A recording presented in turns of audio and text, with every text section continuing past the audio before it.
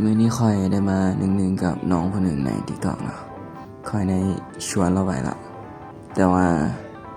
เราก็บ่รับเนาะที่ค่อยแบบฟังเขาเขียนมาก็คือแบบเราแบบไอ้นั่นน่ะเราพิมพ์มาในแชทส่วนตัวว่าค่อยโม่เนาะ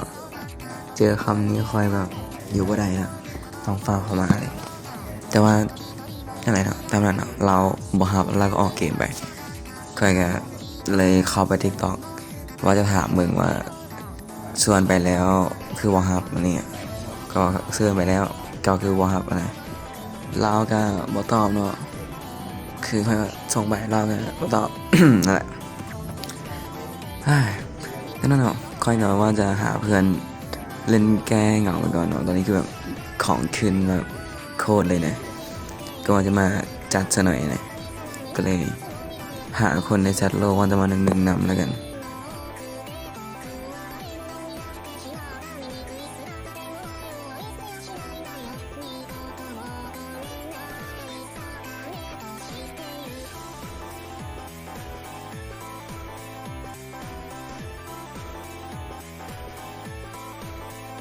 ซึ่งเกมนี้ค่อยก็ได้จะเป็นตัวโปรดสำหรับ1-1ของค่อยเองเนาะก็คืออูดอกนั่นเองเอาละมาเบิ่งกันเลยว่าค่อยจะ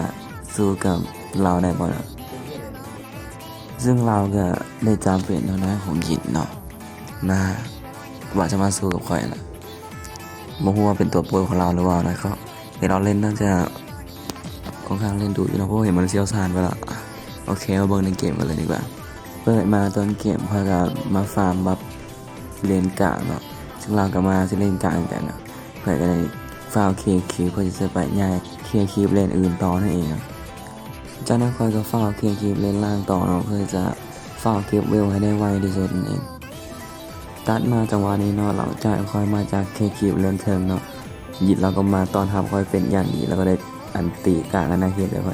อยได้ยากออกมาแล้วทุบแล้ววันนึงแล้วกันเป็นทางค่อยที่ตายไปเนาะจังหวะนี้ค่อยกลับมาจากเคคิวเลนเทิงเนาะเห็นเราดักอยู่ในป่าเนาะก็ได้ซัดแล้วไป2 หมัดแล้วเราก็ตายเนาะเราก็ได้กลางอนาเขตค่อยอีกรอบนึงแล้วก็ทุบแล้วคืนไปเปิดแก้แค้นและนั่นนะค่อยสู้เราได้ก่อนสกอร์เริ่มไหลแล้วค่อยเกิดค่อยก็ได้ขี่ก้อนเมฆมาเพื่อที่จะมาเลนกลางนั่นเองเนาะหลังมาตอน5คืนเนาะเราบ่ยอมกลับป้อมแล้วค่อยได้จักบาทามัดมหาวิทยาลัยให้เรา2 มัดเรียบร้อยครับจังหวะนี้เขาเห็นเราเคคีฟอยู่เลนล่างเนาะค่อยก็ได้ลงมาเคคีฟตามปกติและเราก็ได้โดดใจค่อยจังหวะนี้ค่อยได้ทุบลงไปแล้วเราแทรกแข่งค่อยแล้วก็ได้ขังอนาเขตค่อยแล้วเราก็ซัดพื้นนั่นแหละซัดพื้นแล้วเขาได้วนกลับมาทุบแล้ว2 มัดเรียบร้อยครับหลังจากนั้นเขาก็ได้บิ่นจะลาอีกรอบนึงเนาะ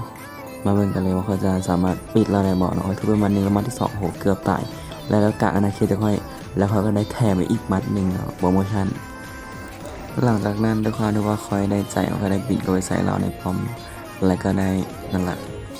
รับกลางสังหารมาซาของเราไปหลังจากที่คอยเกิดมาเนาะคอยก็มาไล่ทุบเราคือเก่าเอาละจังหวะนี้คอยก็ยัดไปมัดนึงเราได้กลางอนาเขตแล้วก็แถมมัดนึงเรียบร้อยฮะบอกเลยว่าตอนนี้บุญไฟเอาคอยอยู่แล้วเนาะหลังจากนั้นสกอร์มก็เริ่มไหลเนาะค่อยแบบว่าบอยานอย่างไรตอนนี้มอเตอร์ไซค์คาป้อมแล้วถอยออกไปก่อนนะแล้วก็ถอยกลับมาจังหวะเขาวนกลับมาจังหวะนี้จะไปไหนเลาะมาต่อเราก็ทุบไปมัดนึงแล้วก็วนกลับมาอีกรอบนึงเราพอเอาต่อเนาะเราวนกลับมาอีกแล้วค่อยแถมอีกมัดนึงแล้วก็แถมเมื่อกลางอนาเขตแล้วค่อยแล้วแถมอีกมัดนึงแล้วอีกมัดนึงโอ้โหค่อยโคตรอึดเลยตรงวันนี้ส่วนคนละมัดแล้วก็มัดนึงเรียบร้อยเนาะหลับไปหลังจากนั้นด้วยความที่ว่าค่อยโคตรจะห้าวเนาะแล้วก็มายืนแอกหน้าป้อมเราเลยเนาะรอเราโดดเข้ามาแทรกแข่งค่อยแล้วได้การอนาเขตค่อยทุบเราไปมัดนึงแล้วก็จังหวะนี้เราสกิลนึงบอถือค่อยเนาะค่อยวนกลับมาจังหวะนี้ค่อยได้หมดก่อนเนาะเราก็ทุบไปต่อค่อยได้ทุบไปอีกมัดนึงแล้วก็เปลี่ยนซับเครื่องเนาะค่อยได้ซับเครื่องแล้วก็ทุบอีกมัดนึงโอ้โหเราหนีเขาป้อมไม่ได้นะหลังจากนั้นค่อยก็ย่างกลับมาใส่ลายอีกรอบนึงเนาะคือตอนนี้คือแบบบอลลาประจำเนาะบอลลาประจำจังหวะนี้ค่อยกดไฟพิภพเราก็ปกติแล้วก็เปลี่ยนซับคอมไปก่อนตายเกิดแล้วก็ทุบอีกมัดนึงแล้วก็ทุบหมดก่อนนะเกือบหลับไปแล้วเมื่อกี้เนี่ยเสียดายว่ะตอนนี้ก็บอกได้เลยว่าค่อยยางใส่ยางเดียวเนาะค่อยว่ายางอย่างละเราได้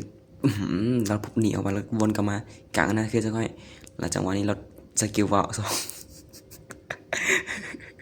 แล้วก็นั่นแหละเนาะแล้วเขาเป็นคิวคอยเก็บคิวสุดท้ายไปแล้วเราก็เหมือนจะสู้ไม่ไหวแล้วได้ขอยอมแพ้ไปเนาะ